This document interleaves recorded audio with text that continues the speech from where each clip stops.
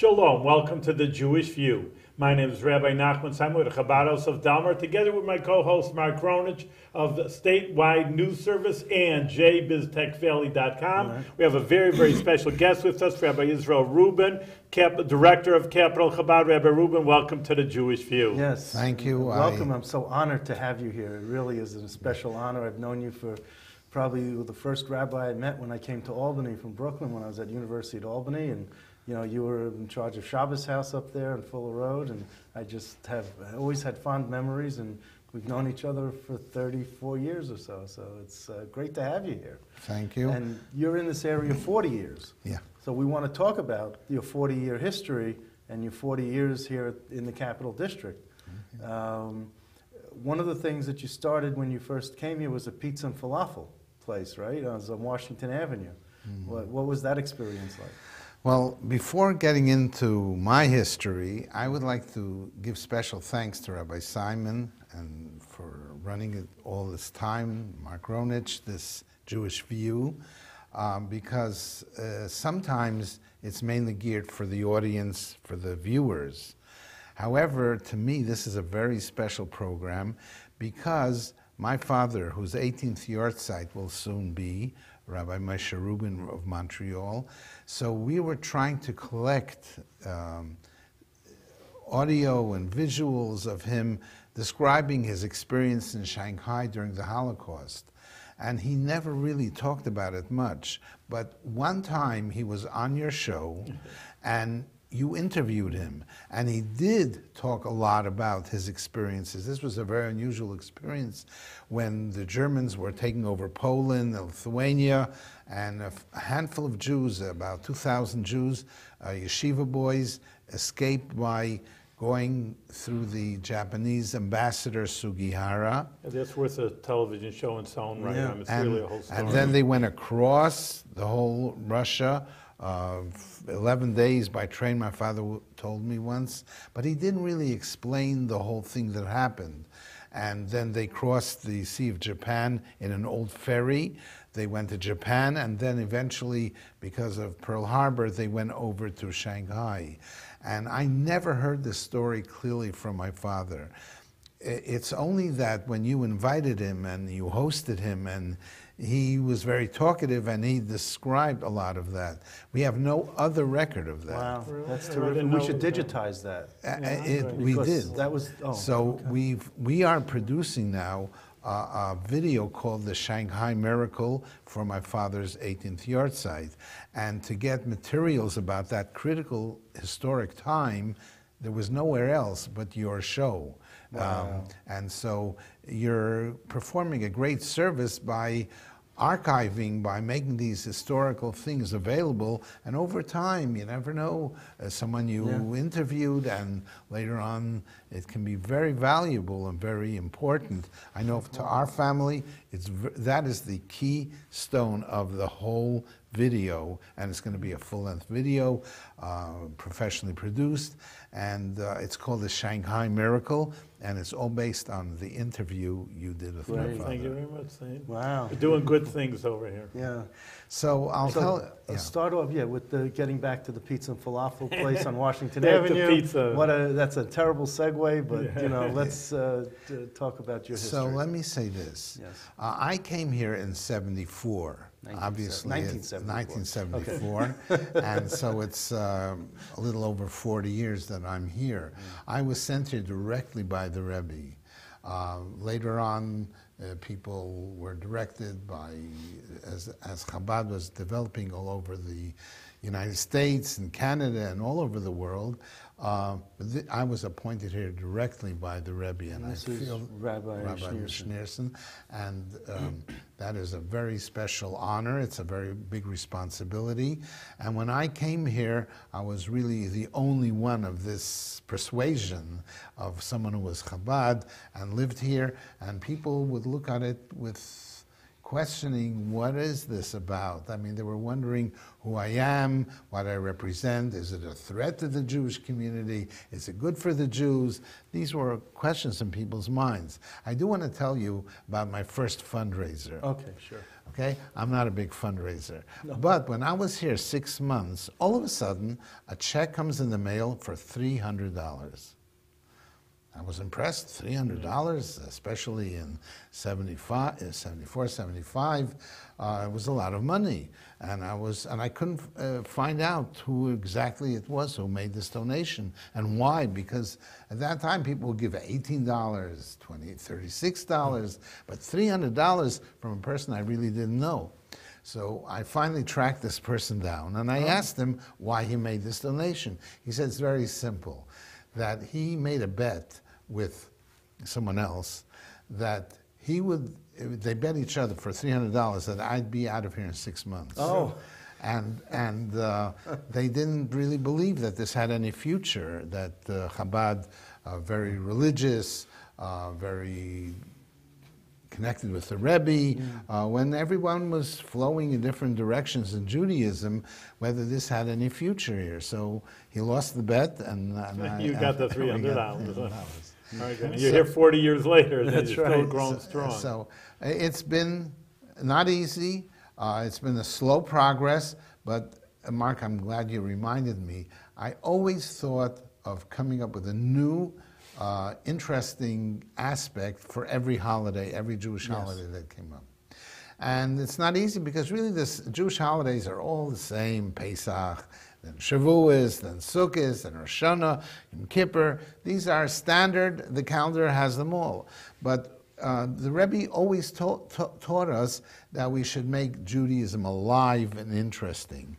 So I felt it important for every holiday to come up with some new gimmick, some new twist on the holiday, on the message of the holiday. Right. So when you reminded me that, I went back in down memory lane and I thought of several things that we did. Now in those days, my first introduction to spreading Yiddishkeit, that was spreading Yiddishkeit, is the lighting of Shabbos candles. Right. That's literally the light of Yiddishkeit. And the Rebbe at that time, this was in the beginning of the Rebbe's 10 Mitzvah campaign, first he taught us to promote tefillin, wearing of the tefillin by Jewish men, and that was balanced by women lighting Shabbos candles. And the first thing I came up with was a matchbook that was a Shabbos candle lighting matchbook. Show it maybe. So this design was made by a family that was here who came close to Yiddishkeit. Her name was Miriam Levinson. Maybe show it now to a little bit closer. It's hard to. Miriam Levinson, and she designed this beautiful line illustration of the calm and the peace of a mother and a daughter lighting Shabbos candles. The Rebbe insisted it include also the young girls, because that's the future. Yeah. So there are 2 candles, one for the husband and the wife, and then there's a small candle for the daughter. And the Rebbe really liked this idea. This was my first promo, my first Madison Avenue kind of advertising. Make a connection. Shabbos candles go back thousands of years, and every woman would light Shabbos candles. But to promote it among people who didn't know about it, so what else? It's very natural to have Shabbos candles, and so in here is the blessing, the background and the importance, okay? And this in the back said, "For heaven's sake, do something." And that was my way of advertising the Rebbe's 10 mitzvah campaigns. Once I did this for Shabbos candles, I also made Hanukkah matchbooks. That's another thing you light. And I'm very proud to say that for one of the Rebbe's birthdays, he wanted, and by the way, how did I get into this? Because I got involved with Mr. Paff. Leo Paff. Leo Paff. And Leo Paff had the national advertising. He was into the advertising business. National business promotions. National business promotions. Right. And him and his son Steve. So I would do this through their company, and obviously they were very welcoming, and they were understood what it was for. I mean, it wasn't going into just people who had no idea what this was, but this was definitely a new take, a new aspect, a new angle. How you promote Shabbos candles to people who have no idea. Actually make a connection. I mean, having the blessings, the bruchas in there is huge. And on the Hanukkah ones, you have the bruchas in there? Yes, absolutely. Absolutely. It's right here, and it gives you the Hanukkah story, and it says here, before lighting the menorah, the following is said, Baruch Atah, and so we don't have the musical notes. And today, oh, come on, today you can put it on DVD and... Right, but why did you stop making the matchbooks? Okay, so just I want you to know... Great, it lasts forever. I mean, this is something that... So let me say this. First of all, that the Rebbe, once for his birthdays, I think it was in 1987, wanted to give out something in honor of his birthday to share with people. So Rabbi Groner, the Rebbe's secretary, called me and asked me if I have some of these matchbooks. The Rebbe wanted to have them for me. Wow. That's an honor. However, I ran all out of them. I had nothing. And so they had to scramble in New York in 770 in Brooklyn and try to be able to make their own things on the spur of the moment. So that is something that... But are you going to be recreating this? So I'll tell you, since then, I found ways of making even... He wants another twist. The Rebbe once said you shouldn't do the same old. Okay. You always have to come up with something new and original. We just did this. I wasn't around then when they had this, so I want these. And yeah, you can. Okay. So we have regular, now really I'll tell you, matchbooks are not so safe to distribute publicly. I mean, matches can light a fire. And then there was actually, I had to redo my matchbooks because New York State had a new law that the striking part has to be on the other side as a safety measure. Okay. So I had to get rid of all my old ones.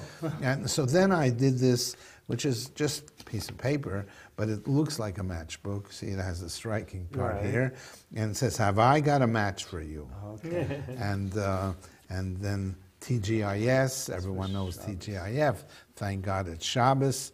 And I found this to be much easier to... I just want to interject that for the people that the Chabad organizations is not only nationally, it's internationally known, and there's literally thousands of rabbis, but it's known that Rabbi Rubin is like that, is the most creative, let's say that, the creative, and you're seeing just a sample, and really is, even though it's a whole table here, it's a small sample of what he has produced throughout the 40 years. And really that there's always imitation, but that's always, we say, the best compliment. You know, there's people have seen that it's cute, it's nice, but he was really the original and the most creative of all these different things. I just want to, I'm very big with numerology and numbers. You came here in 1974. And this Hebrew year is 5774, and it's 40 years. And I just thought that the 74 in the English calendar back then and 74 now, I just thought it was a very nice connection. Nice connection there. For many years, I used to publish a newspaper, about 15 years, along with Rivka Goldstein, and we used to do very creative things there. I am Joe and Jane's Pushka. Now, if those who remember the Reader's Digest would explain different parts of the body. I am Joe's heart, I am Joe's spleen, I am Joe's pancreas, and make it in a very creative way. And so this here is I'm Joe's Pushka, which shows how important a pushka, a charity, is not just a fundraising thing, but it's a very important part of a person's life. So we tried each time to find some interesting gadget or some interesting thing to make people interested in Judaism more. Here is a Rosh Hashanah prescription. Now we all know push it over we a have little bit more. honey on Rosh Hashanah. honey and Rosh Hashanah. Well, I went to CVS. I bought many of these brown pill containers, yeah. pill bottles, and I had them labeled as mimicking or imitating a prescription. So it's a special apple and honey formula. It has the date. This was in '59. This was in 15 years ago. Directions: take at night before meal. Dip challah in honey. Dip apple as prescribed for an annually for a sweet year. So we try to use various things that people deal with in their everyday life and elevate and promote them, that they express the mitzvah. And then we also had a pen, and we also had seals that said, "May you be inscribed for a good new year." Ah. So that was, it's right here, it has our things. Some of these things wouldn't go over so well today, but over the years, we always try to think of something new, exciting, and different. And you were always located at 122 South Main Avenue. Well, actually, we moved into 305 New Scotland. That's, at that time, Trading Port was, this is pre-Price Chopper. Right. So Trading Port was the most kosher Jewish hub or center for kosher food. So the people who knew me suggested I move into 305 New Scotland. But we were there just under a year because we used to have big Shabbos dinners, and the landlord thought that that was too much noise. But it was just singing Shabbos songs, but we tried our best there, and then we moved to 122 South Main. Wow. So that's what I've always known. I think everyone who comes through the Capital District here knows of 122 South Main. But you were also the head of the Rav HaMakshir, is that the term for the school, Maimonides Hebrew Day School? Rosh Hashiva. Rosh Hashiva, okay, Right. Rosh Hashiva, Yeah. of Maimonides Hebrew Day School, which is also something that you started. Right. What year? That was in 1980. I didn't start it myself. It was Rabbi Gewirtz, who was the head, rabbi in Beth Abram Jacob, and then Dr. Jerry Frankel. So the three of us felt there was a need for an Orthodox school. I should point out that it is not a Chabad institution. Right. It is a communal Orthodox school. Even people who are not Orthodox appreciate the value of it and send to Maimonides. And so I am involved there. I'm very much part of the creative study angle, but it is not a Chabad institution per se. But I am very much involved. But you and Mrs. Rubin are the guiding forces and the hands that made the school survive for all these years. That's correct. I mean, I'm just... And we take great pride in that. There have been many graduates and several generations of students already who have been through there. We now have the grandchildren of the original people who went there. So it is very inspiring and satisfying. Well, we have to bring some students. So that's, again, another show in its own right about the school. But you should be very proud of that, and that's a legacy that will have your moniker on it for sure. And it's just incredible. So I just think you've done so much for the community. You've brought so much Yiddishkeit and so much beautiful Torah ideas. Let's see a few more ideas. Okay, I should mention that we are the originators of the Jewish art calendar. Actually, Rabbi Lakin, who published it originally, just passed away. Yeah. So we worked with him on this Jewish art calendar. Besides the specific institutions, with which we are involved, which serve, hundreds of people, we want to reach each and every Jew throughout the capital region. So we make sure through the Jewish world to mail these out to 6,000 Jewish homes. And over the years it's grown. We used to have just myself, Rabbi Simon was among the first shluchim, Rabbi Simon and Mrs. Clara Simon, who came here in the 80s, I believe. Yeah, that's it. In the 80s. And was Rabbi Chanowitz. And now we have 10 branches of Yes. Chabad in various places. They are listed in this calendar with their numbers and emails so that they are accessible and reach to everyone. Here are some of the various things we're involved in. So this calendar was in honor of our 40th year. It has Shabbos House, it has Saratoga, Chabad, which does the Shalom Festival there, and Union College, and Friendship Circle, and a number of important projects that are very that are important. The Jewish Women's Connection, Chabad on Campus, the Clifton Park Chabad, the Jewish Girls Retreat. Wow, I'm just amazed about how this has flourished. Just amazing. Absolutely amazing. I should also mention that besides the immediate area with which we're involved, which means the capital region and Saratoga, it actually branches out further because the responsibility that the Lubavitcher Rebbe gave me was for northeastern New York. So we go from Monroe, which is right above Rockland County, and there are 25 different Chabad houses now through the area, along with the 10 local, that goes up to the Canadian border. Right. And very recently, we've also established a Chabad branch in Plattsburgh, New York. Wow. Yeah, Rabbi Avram Rimler is headed there, and all of us are, each in their own corner, does a little, does more, and reaches out. Plattsburgh doesn't have any real synagogue. I had to go to Burlington, Vermont, in order to, you know, they do have a Reform temple there. It's a small community, and one of the Rebbe's outreach efforts was not just for the big cities. Big cities, the Jewish communities there grow, but in the small towns and small cities, you need someone to dedicate themselves to them and to reach out to them. So I'm very happy to say that we now have all along the highway, almost up and down the 87, up in the Northway in 87, we will have coverage.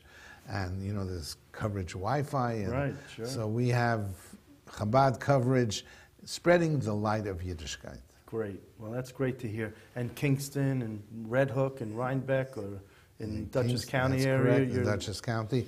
And Ulster County. We recently got a new shliach at Vassar College. Oh? Now, did you know, well, I'm going to digress for a second, but Vassar College is participating in the boycott of Israel. I'm not familiar. familiar. What are you supposed to do about that? I mean, they just we're passed. there for the Jewish people. We're right. not there So to, and actually, that's why it's important to have a Jewish presence, so that the Jewish students know there is someone who does care. Great. And despite all this negativity and sanctions and threats and boycotts, we have to know who we are. Well, that's great that you. It's very timely that you opened that. Yeah, no, that's it's very timely. That's a subject. Another subject: college campuses and Judaism. What's this? Yeah, show a few more things over here to us. Well, this is part of the newspaper that I used to publish, the Holiday Guide, and it always had on the front page a very interesting article, which would be very creative. And by the way, there are 770 words in every front page. Really? Exactly. I didn't know 770. I did that remembering the Rebbe and the headquarters at 770 Eastern Parkway. So this is about a motorcycle, always something very new and exciting about Judaism. By the way, this is something we did for Thanksgiving. Thanksgiving is food. Placemats, so we made placemats, and it has Baruch Atah Hashem Elokeinu Melech HaOlam. So it has the blessing, of course, the cornucopia, which is a symbol of Thanksgiving. So we would, and for Hanukkah, all students throughout the university would get a Hanukkah placemat. Whether they were Jewish or non-Jewish, everybody gave it. Went through the food service. Food service would provide everybody as a holiday atmosphere. And even if people weren't Jewish, they could also know that there's a Jewish holiday going on, Sure. so they would know what's doing by their Jewish friends, and each person would get a nice placemat with information about Hanukkah. Beautiful. Okay. And what else? I also like to point out another interesting thing, and I know, Mark, you're very into the media, Right. and you were a little instrumental in this. Oh, yes. We made the front page of the New York Times.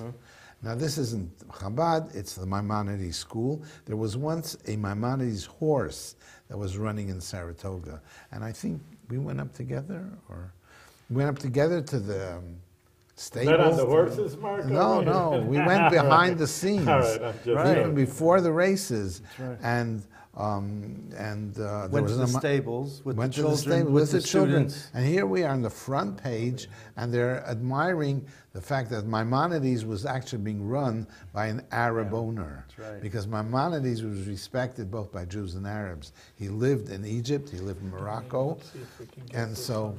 So these were the Maimonides students meets Maimonides the horse. Right, exactly like that. And then it has, even besides the front page, it had a lot of material on this. And you got phone calls from people that said, finally, the New York Times put something positive on the front page about Jews. Very and good. I was very surprised about that because I didn't know their slant or their Yeah, bent. But that's correct. So this has been, I have here an article, a Purim potpourri. Purim, it has a lot of words based on the word PR, and it has a lot of, it's entertaining to read. I always try to think of something creative, new. May God give me the strength and the ability to continue always coming up with something new and different. Now, because Jews always think, Judaism is so ancient, it's so old, it's archaic, it's from a different time.